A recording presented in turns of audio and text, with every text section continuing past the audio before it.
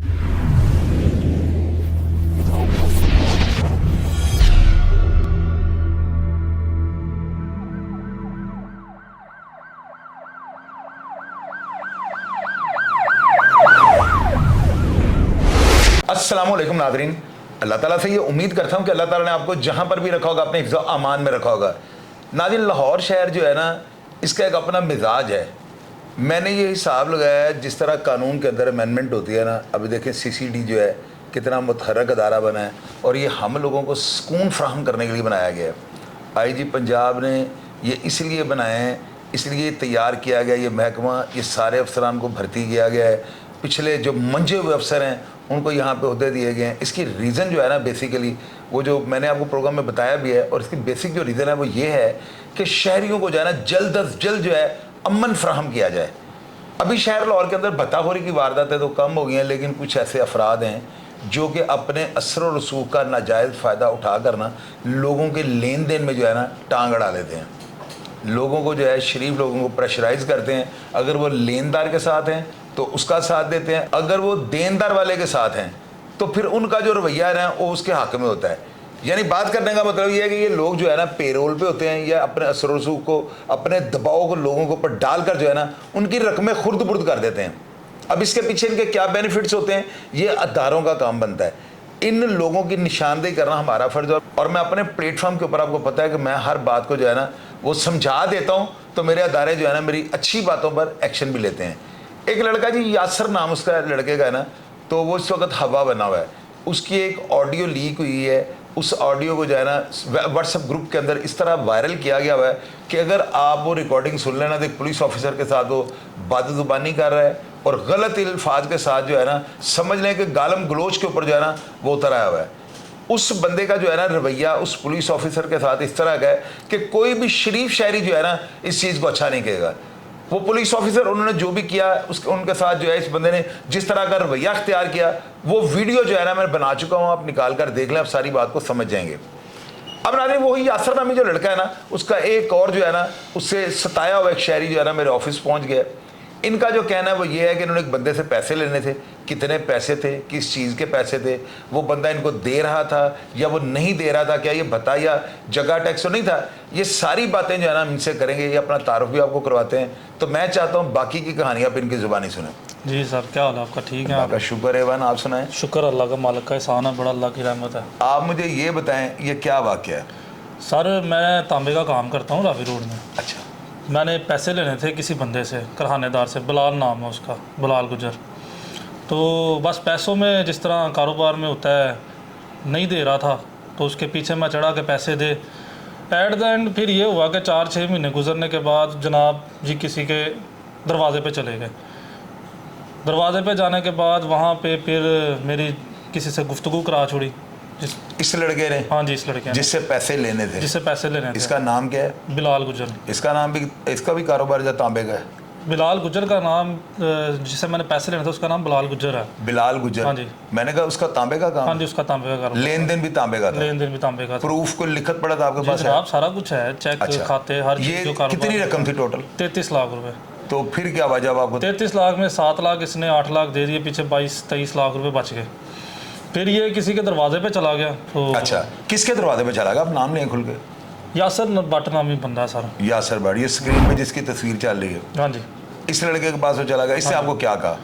इसने मुझे कहा कि डेरे पे आ जाएं, आपके पैसे मुका देते हैं। नहीं, एक होता है ना आपको बड़ी रिस्पेक्ट के साथ बोलना, नहीं एक होता है कि आपको नजर आएगा ये बंदा जो है ना ऊपर चढ़ रहा है। बस ऊपर चढ़ के सर रंगबाजी के साथ। फिर बस इसने दरवाजे पे अपने कहा कि मेरे दरवाजे पे आ जाए। मैंने कहा मैंने पैसों का लेन देन तुम्हारे साथ है नहीं, मेरा बनता नहीं है, तो मैं किस वजह से आऊँ। उसके बाद फिर थोड़ी गालम गलोच हो गई।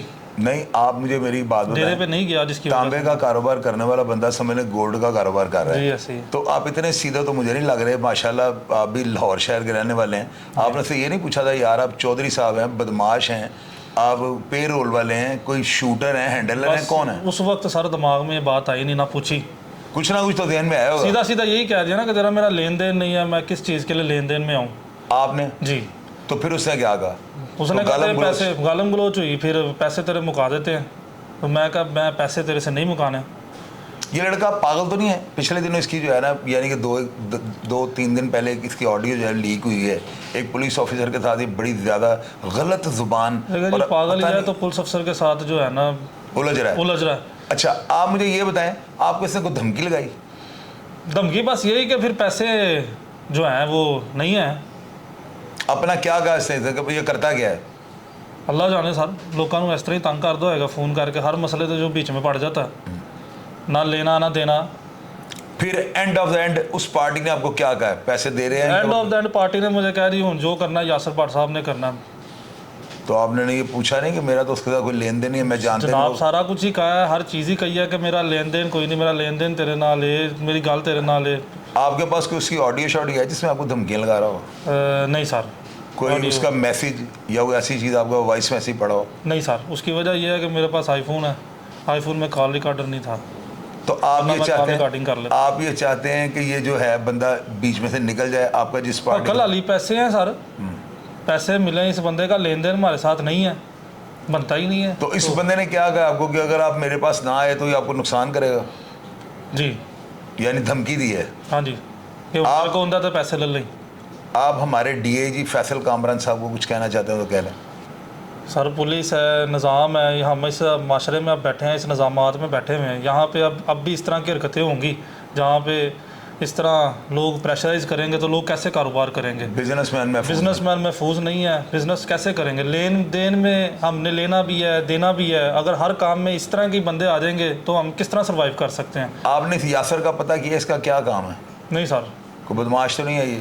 ज़ाहिर है जिसने इस तरह सारा सूरत हाल क्रिएट किया है वो अपने आप में फिर अपने आप को तो समझता होगा। रिकॉर्ड याफ्ता है होगा सर। ये कहाँ का रहायशी है? ये करीम पार्क है। पठान है? बट के लाता सर।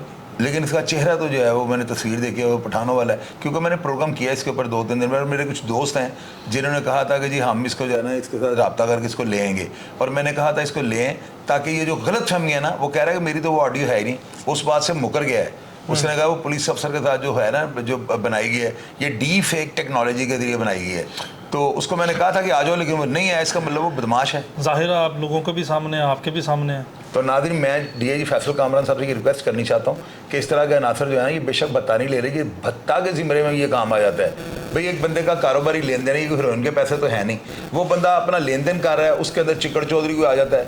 वो मुजाहिद जट सिराज डीएसपी ने बड़ी ज़बरदस्त बात की थी ना, उन्होंने कहा कि ये चिकड़ चौधरी जो होते हैं ना ये काम को ख़राब कर देते हैं। तो इसी तरह अगर ताजर महफूज नहीं होंगे और फैसल कामरान साहब के होते हुए, तो मेरा ख्याल है यहाँ पे ताजर जो है रीढ़ की हड्डी हैं, और हमारी मईशत का सबसे ज़्यादा मजबूत और तनावर जो है वो हमारा स्तून है। तो लिहाजा मैं ये चाहता हूँ कि ऐसे ताजर जो है ना ये इस तरह के गुंडा अनासर से जो है इनके शर से महफूज हो जाएं।